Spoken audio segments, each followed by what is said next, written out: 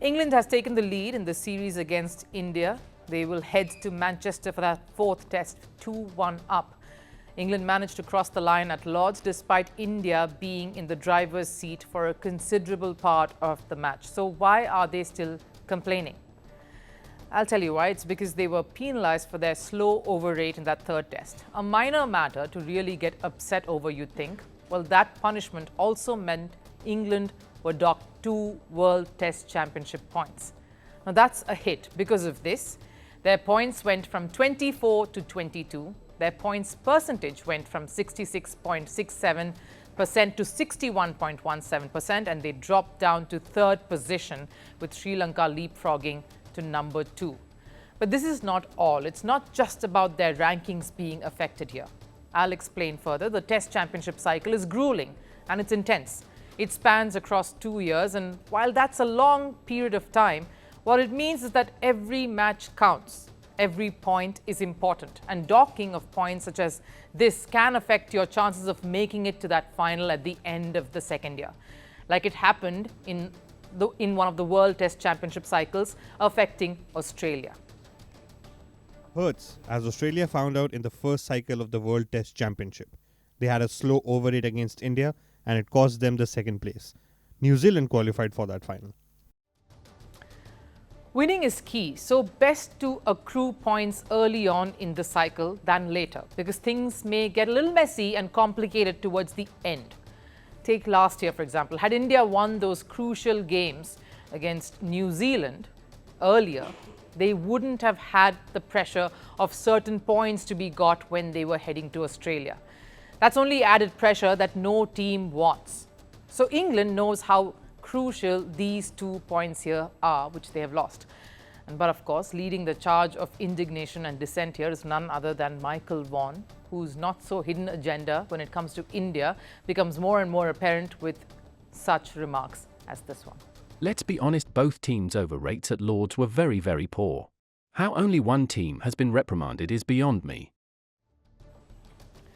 Vaughan passionately crying here, asking the ICC why the impartial treatment. Want to know the irony here though? England did their absolute best to delay proceedings when they were batting, when India was bowling, trying to slow everything down, even walking out to bat late despite India wanting to get a move on. So really no point crying foul here, because England did all they could to try and make it difficult for their opposition. And it's not like India went without any scars after an already scarring defeat at Lord's. Mohammad Siraj's send-off of Ben Duckett got him a penalty. This even after all that England had indulged in over the course of the 5 days. Look, both sides were at it. It was a heated match, and players across both these teams were equally responsible in matters hotting up at Lord's.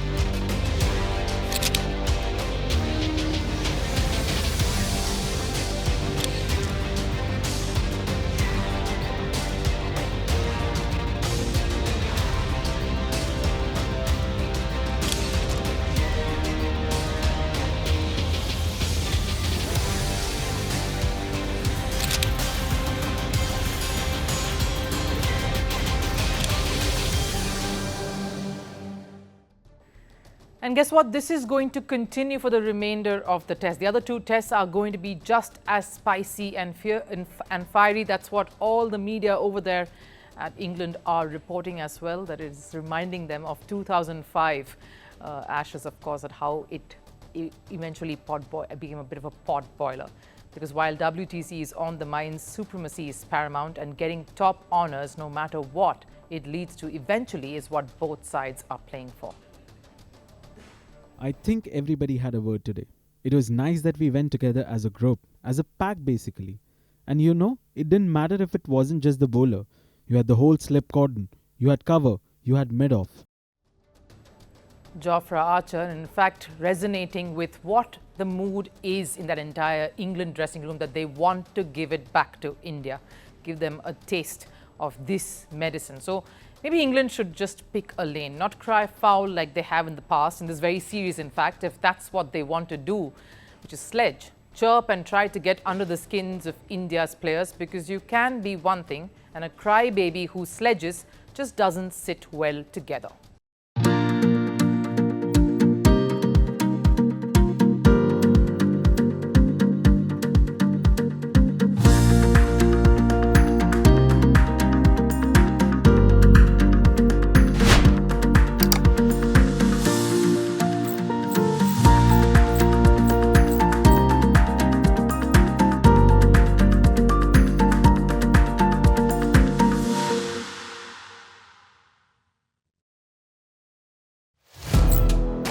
Firstpost now available in 9 languages on YouTube.